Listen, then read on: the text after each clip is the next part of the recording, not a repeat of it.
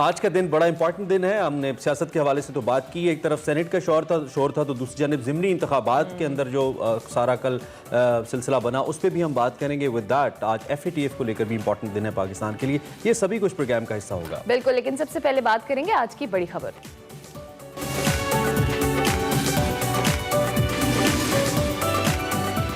बड़ी खबर ओबियसली ज़िमनी इंतखाब की सबसे पहले बात कर लेते हैं, जिसका बहुत ज़्यादा शोर भी है। कल बहुत ज़्यादा धमाकेदार किस्म की प्रेस टॉक्स भी इसके ऊपर हुकूमत और ओपोजिशन आमने सामने हैं। अब तक सिंध के 3, पंजाब के 2 और खैबर पख्तूनख्वा के 2 हल्कों पर होने वाले ज़िमनी इंतखाबात की अगर बात करें तो इसमें इलेक्शन गवर्नमेंट को बड़ा ही महंगा पड़ा है, बड़ा धचका लगा है गवर्नमेंट को। और हुकूमत को 7 हल्कों में से सिर्फ खैबर पख्तूनख्वा में से एक सीट मिल सकी है। ताम इलेक्शन कमीशन ने NA-75 डस्का में जो पोलिंग है मुबैना अमले के लापता होने के बाद जिसकी वजह उन्होंने धुंध बताई थी और नताज की रद्दोबदल होने के शुबे में नताइज को रोक दिया है, जिस पर गवर्नमेंट और नून लीग इस वक्त आमने सामने है। बिल्कुल, मरीम नवाज ने डस्का का दौरा किया है, इलेक्शन से मुतालिक हुकूमत पर शदीद तनकीद भी की, प्रेस कॉन्फ्रेंस की और इलेक्शन चुराने का बड़ा इल्जाम भी लगा दिया। हल्का NA-75 में दोबारा पोलिंग का मुतालबा किया है, जबकि PTI की जमानतें जब्त कराने का भी दावा कर दिया है। उधर वफाकी वुज़रा की बात की जाए तो उन समेत तमाम हुकूमती शख्सियात भी डस्का पहुंची और अपनी जीत का दावा करते हुए इलेक्शन कमीशन से मुतालबा किया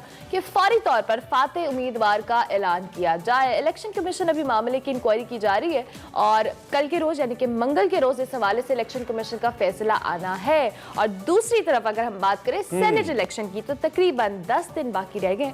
सियासी जमातों की तरफ से जोड़ तोड़ और सियासी राबते भी शुरू हो चुके हैं। इस्लामाबाद से यूसुफ रजा गिलानी की कामयाबी के लिए PDM की क़यादत जो है मुतहरिक हो चुकी है। आसिफ अली जरदारी और नवाज शरीफ ने अपनी जमात को जनूबी पंजाब और PTI के नाराज अरकान से राब्ते करने की हिदायत कर दी है। आसिफ जरदारी साहब ने कहा है कि NA-221 की तरह पीपल्स पार्टी सेनेट में भी कामयाब होगी, जबकि मौलाना फजलुर रहमान और महमूद खान चिकजई खैबर पख्तूनख्वा और बलूचिस्तान में राब्ते कर रहे हैं। दूसरी जानिब वफाकी वफ्द भी कराची पहुंचा। MKM के मरकज में MKM से और GDA से भी उसके बाद मुलाकात की गई। इसी हवाले से इस वक्त जो सारा जोड़ तोड़ हो रहा है और NA-75 में जो कुछ हुआ उसके बाद जो कुछ हो रहा है, सारी सूरत हाल पे बात करते हैं वजीर बराए ईमानी उमूर और तहरीक इंसाफ के सीनियर रहनुमा अली मोहम्मद खान साहब से। अली भाई, thank you very much and good morning.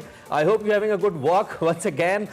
इस वक्त जो सूरत हाल NA-75 में है वो बड़ी तशवीशनाक है। उस हवाले से सबसे पहले आपसे बात करेंगे कि क्या होने जा रहा है आगे। बिस्मिल्लाहिर्रहमानिर्रहीम, अल्लाहुम्मा सल्लि वसल्लिम व बारिक अला सय्यिदिना मोहम्मद। बहुत शुक्रिया।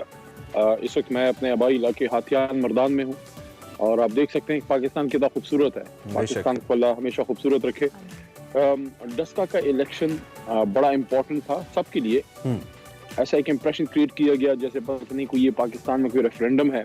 मत बोलें कि ये मियाँ साहब का, नवाज शरीफ साहब की जमात का एक बहुत पुराना हल्का है।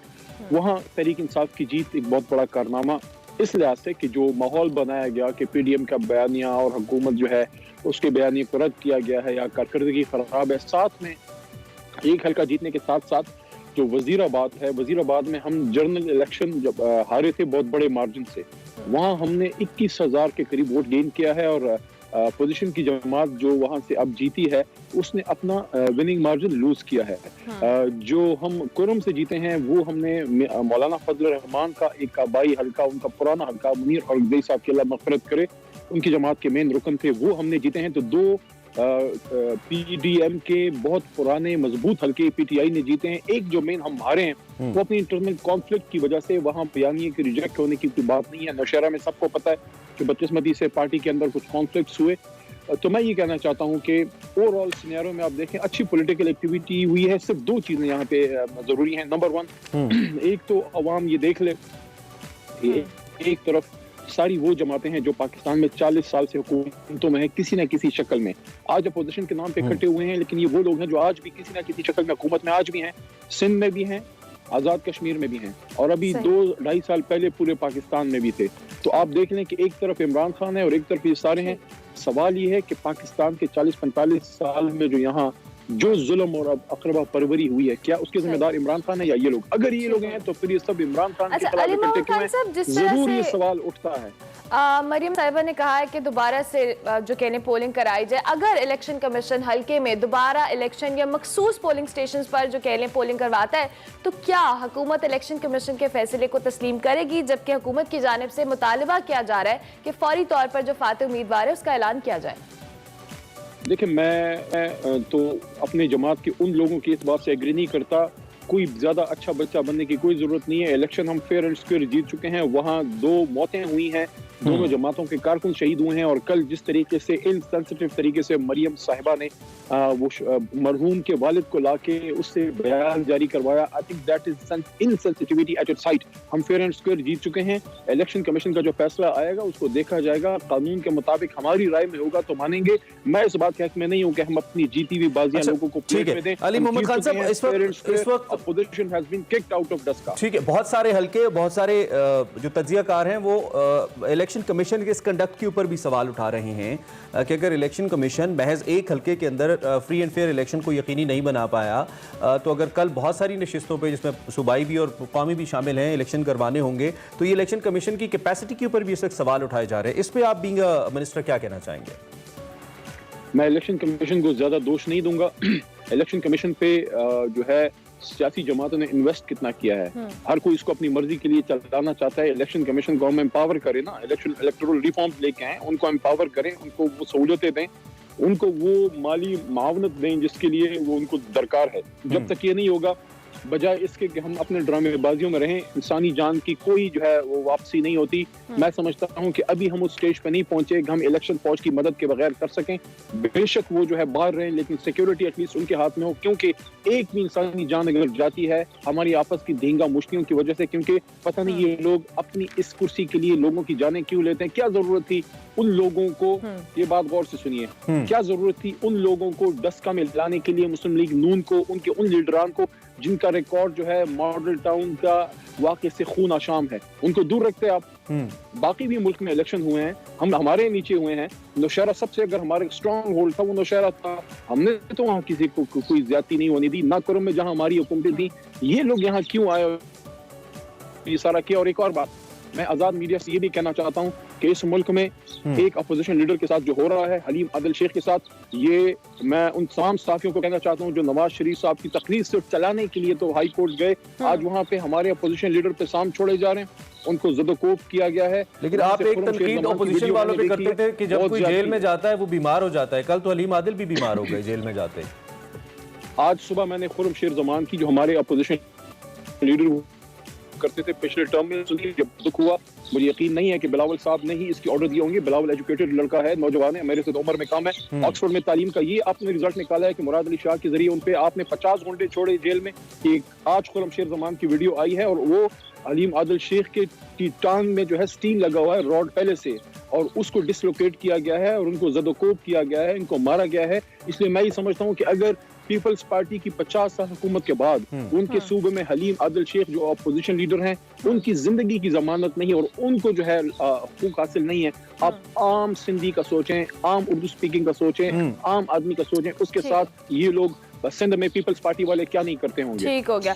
अली साहब, अब हम सेनेट इलेक्शन के हवाले से भी बात करें। इस्लामाबाद में अब सेनेट इलेक्शन इंतहाई अहमियत इख्तियार कर गया, जोड़ तो राब्ते शुरू हो चुके हैं। आसिफ अली जरदारी यूसुफ रज़ा गिलानी के हवाले से भी बड़ी शानदार कैंपेन चला रहे हैं। अगर हम अब्दुल हफीज शेख की बात करें तो हुकूमत की जो स्ट्रैटेजी है या सब बंदी है उनको जितवाने के हवाले से कितनी मौसर और मजबूत है?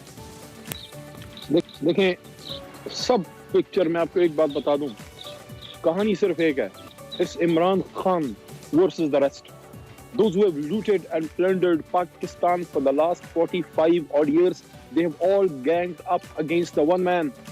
अब आप खुद सोच लीजिए, सारा बर्डन डाल दें इमरान खान के सर पे कि मुल्क को तबाही उसने किया, फिर तो ये लोग ठीक है। लेकिन अगर इमरान खान ने नहीं लूटा था और इमरान खान ने तबाह नहीं किया था, इमरान खान तो सिर्फ सिंपल सी बात कर रहा है कि पाकिस्तान की सेनेट के इलेक्शन में खरीदो फरोख्त बंद करें। वही बात है जो नवाज शरीफ साहब और बीबी शहीद मोहतरमा कहते थे charter of democracy point number 23 में। आज क्या जरूरत पड़ गई कि अपने शहीद लीडर और अपने एक्स प्राइम मिनिस्टर दोनों जमातों से पूछ रहा हूँ, आप उनकी बातों से पीछे हटे हैं। मैंने परसों सेनेट ऑफ पाकिस्तान में जो सेनेट प्रोसीडिंग्स पे उनकी एक मोशन था, उसको वाइंड अप करते हुए मैंने ये स्पीच में मेन पॉइंट ये उठाया कि इमरान खान तो नई बात नहीं करे, वो तो वही बात करें जो हर पाकिस्तानी की आवाज है कि खरीदो फरोख्त बंद करें। इमरान खान ने तो फैसला दे दिया। लेकिन एक और बात भी दिलचस्प की ना इमरान खान साहब ने, अली भाई, एक और बात भी तो दिलचस्प की कि हफीज शेख साहब को उन्हीं के साबिका वजीर आजम के साथ मुकाबले में लेके आ गए, यूसुफ रजा गिलानी के। ये भी तो दिलचस्प बात है। For me Hafeez Shaikh is not important, for me what is important कि इमरान खान साहब ने अपना एक नुमाइंदा अपना एक कारकुन जमात का खड़ा किया है। असल में तो सारे लोग इमरान खान साहब के खिलाफ गैंग अप हुए हैं, इनको किसी भी शख्स से कोई मसला नहीं है।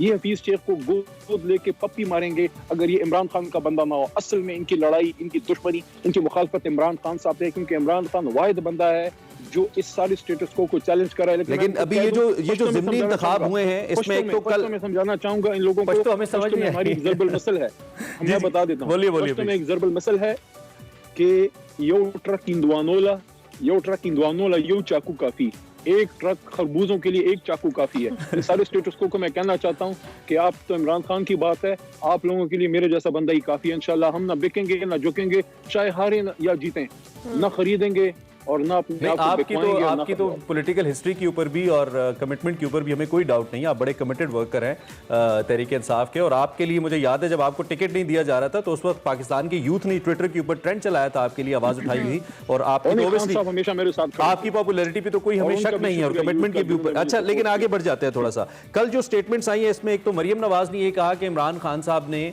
एक इलेक्शन को पूरे पाकिस्तान का इलेक्शन बना दिया और 2018 का इलेक्शन भी ऐसे ही धुंध में चोरी हुआ जैसे इस दफा धुंध में मामलात को गड़बड़ किया गया। ये मरियम नवाज की स्टेटमेंट थी।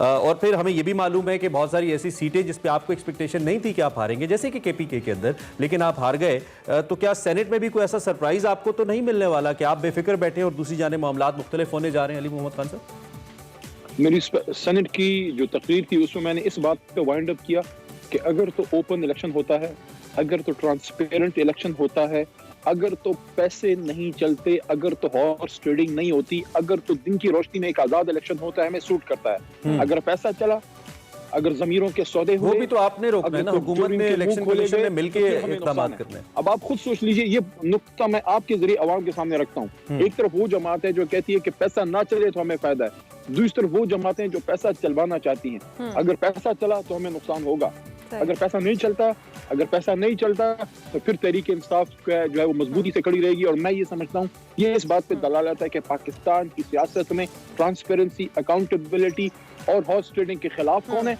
और उसके हक में कौन है, जो अपनी जमातों की लीडर्स की बातों की आज फुला चुके हैं। और जहां तक मरियम बीबी की बात है, सिर्फ ये कहना चाहूंगा वो सियासत करें, जम के करें, लेकिन मैं समझता हूँ कि खातून उभरती हुई रहनुमा के लिए जो अल्फाज का चुनाव वो कर रही हैं, ये वो तरीका नहीं है जो मोहतरमा बेनज़ीर भुट्टो शहीद साहिबा का था। मैं समझता हूँ कि एक लिहाज रहना चाहिए। एक मुल्क के वज़ीर आज़म को जिस तरह वो मुखातिब कर रही हैं, ये उनके शान निशान नहीं है। ठीक हो गया। चलिए अली मोहम्मद खान साहब, सुबह हमने बड़ी सकील बातें कर ली हैं, अब हम जरा थोड़ी लाइटर बातें करते हैं। वो ये कि आप बताएं कि आप PSL देख रहे हैं, मैचेस को फॉलो कर रहे हैं? मैं थोड़ा सा इधर से खिसका हुआ हूँ, तो लोग अपने इलाकों को सपोर्ट करते हैं। मैंने पहले साल कराची को सपोर्ट किया जब पहले बार PSL आया, क्योंकि कराची के हालात खराब थे। मैं उनको मर्दान पेशावर से प्यार का पैगाम देना चाहता था कि मैंने पहले साल पेशावर ज़ल्मे को छोड़ के उनको, अगले साल मैंने क्वेटा की टीम को सपोर्ट किया था, क्योंकि वहाँ इस साल मैं अपनी टीम पेशावर की जो है ज़ल्मे उसको सपोर्ट कर रहा हूँ। अच्छा। लेकिन दुआ मेरी सबके साथ है, क्योंकि सारे हमारे प्लेयर्स हैं। मैं खुद प्रोफेशनल क्रिकेटर रहा हूँ और मुझे पता है कि खिलाड़ी जो होता है। अली भाई, पहले में आपने कराची को किया, कराची बहुत बुरा हारा था। दूसरा चले क्वेटा PSL जीत गया, लेकिन कल ज़ल्मी भी हार गया। तो ये कहीं जावेद आफरीदी आपको फोन ना कर दें कि सपोर्ट तब्दील करें। Javed is just like a younger brother, अच्छा छोटा भाई है, वो राब्ते में रहता है हमेशा और मैं उसके लिए दुआ भी करता हूँ। पाकिस्तान की इस एक बहुत ही एक खज़ां रसीदा किस्म के माहौल में वो एक नई जुहद लेके आया है, और खासकर जिस तरीके से वो क्रिकेट को मार्केट कर रहे हैं, तो जावेद का एक और भी मैं आपको कहना चाहूँगा, उसको अप्रिशिएट करें, क्योंकि वो जिस इलाके से है, ट्राइबल एरियाज में लोगों को बहुत दुख उठाने पड़े हैं, वहाँ बहुत दहशतगर्दी हुई है, हमारे पख्तून वहाँ बहुत दुखी रहे हैं। ये आदमी वहाँ के लोगों को मार्केट कर रहा है और उनको खुशियाँ दे रहा है, पाकिस्तान को दे रहा है, लेकिन ट्राइबल बेल्ट को दे रहा है। तो we should appreciate Javed Afridi but we should also support all those who are playing good for Pakistan. I pray that may the best team win.